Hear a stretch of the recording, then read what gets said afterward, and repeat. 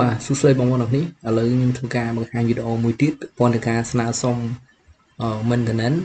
ក៏ដូចជា maintenance កាប maintenance ប្រអប់លើកម៉ាំងសុងអីផ្សេងៗគឺយើងធ្វើការស្នើសុំស្តៀងខុសគ្នាតិចតួចទេទៅនឹងការស្នើសុំកាប last mile បាទអូខេចំពោះស្នើសុំ maintenance ប្រអប់គឺឈ្មោះក្រុមហ៊ុនយើង select មកបាទហើយ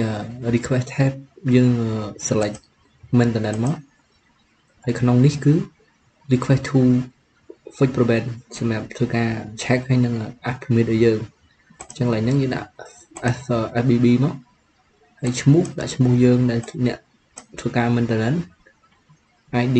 ជាមួយនឹងលេខទូរស័ព្ទយើងមកហើយប្រអប់កន្លែង account number នេះបងប្អូនអរគុណដាក់កូដប្រអប់មកដែលយើងធ្វើការស្នើសុំ maintenance បាទ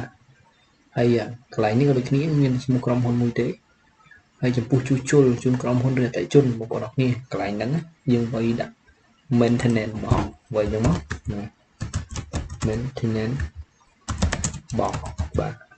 សម្គាល់ថាវាជាការស្នើសុំសម្រាប់ maintenance ទេកន្លែងហ្នឹង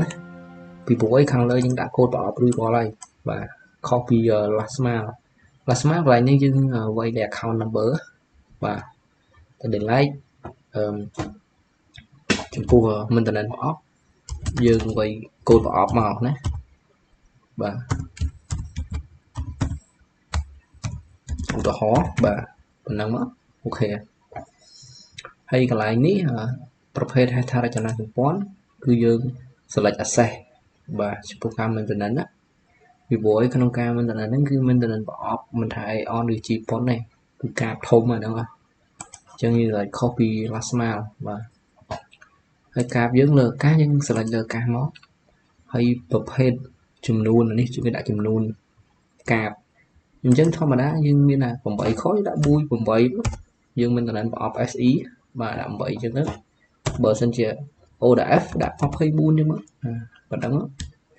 ហើយ address គឺអត់ខុសគ្នាទេ start point end point ប្រអប់ពីព្រោះ start point end point យើងអត់មានលេខម៉ែត្រកាបទេហ្នឹងអញ្ចឹង start point end point 100% គឺដូចគ្នាពីហ្នឹង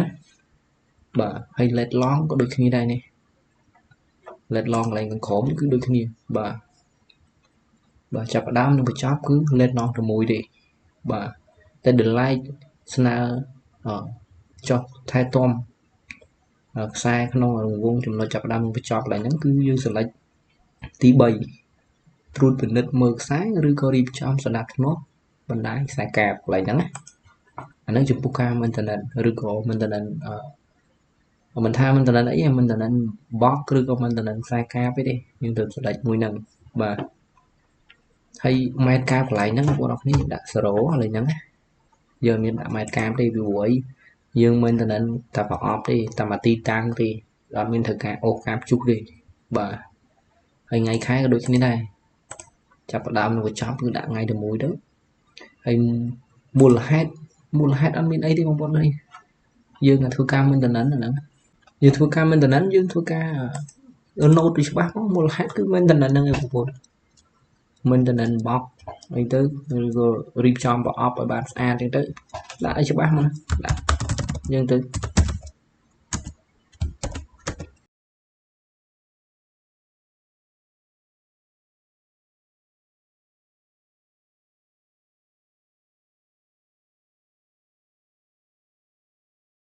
ប៉ុណ្ណឹងអូខេបងប្អូនអាហ្នឹងវា remark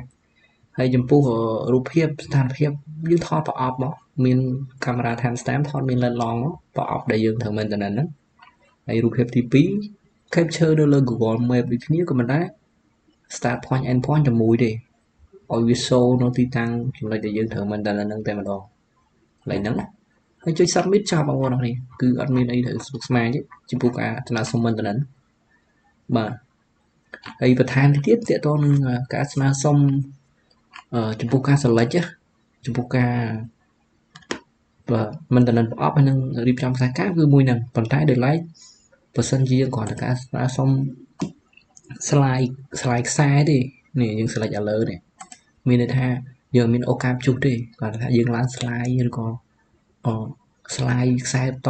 នៅក្នុងបកគោតែមួយគឺយើង select ខាងលើហ្នឹងបាទ fiber optical cable switching fiber optical clever បាទលេខហ្នឹងចំណុចហ្នឹងខ្ញុំធ្លាប់បង្ហាញបងប្អូនគ្នាហើយនិយាយទៅចំណុចសំខាន់តែប្រហែលនេះហើយមួយទៀតបើសិនបើយើងគ្រាន់តែថារកខ្សែយើងអត់ទាន់រកខ្សែឃើញទេឧទាហរណ៍ចន្លោះ100 200 ម៉ែត្រចន្លោះហ្នឹង start point end point 200 ម៉ែត្រអញ្ចឹងយើងដាក់មក start point end point ភូមិឃុំស្រុកខេត្តហ្នឹងមកហើយគ្រាន់តែថា start point end point យើងដាក់មកចន្លោះប្រហែលយើងតេស្តរកខ្សែដែលកំហូចអញ្ចឹងយើង select ទី2ហ្នឹងមកចំណុចហ្នឹងណាមានប៉ុណ្ណឹងបងប្អូនគ្នាបាទដែលចំណុចសំខាន់ក្នុងការស្នើសុំហ្នឹងគាត់ថាយើង remark research ច្បាស់មកណាដើររកស្វែងរកខ្សែដែលមានបញ្ហាកំហូរចន្លោះនេះទៅនេះដាក់ច្បាស់មកឬក៏មិននឹងប្រអប់រៀបចំខ្សែបានស្អាតទៅតាមស្តង់ដារដែលបានកំណត់ទៅអូខេប៉ុណ្ណឹងបាទអូខេបងប្អូនគ្នាយើងមានប៉ុណ្ណឹងមានអីបន្ថែមបងប្អូនអាចសាកសួរបានមុននឹងយើងស្នើសុំទៅកាន់ TLC ដើម្បីកុំឲ្យខាតពេលដែលយើងធ្វើការស្នើសុំខុសនឹងខាតពេលស្នើសុំម្ដងទៀតអញ្ចឹងបើមើលវីដេអូនេះឲ្យបានលម្អិតទៅហើយមានចម្ងល់អីសួរខ្ញុំបន្ថែមទៀតទៅយើងធ្វើការស្នើសុំគឺអូខេបងអត់មានកំហុសទេបាទហើយនឹងការធ្វើការអនុវត្តការងាររបស់យើងគឺបានឆាប់រហ័សបាទអរគុណច្រើនជំរាបលាបងប្អូនគ្នា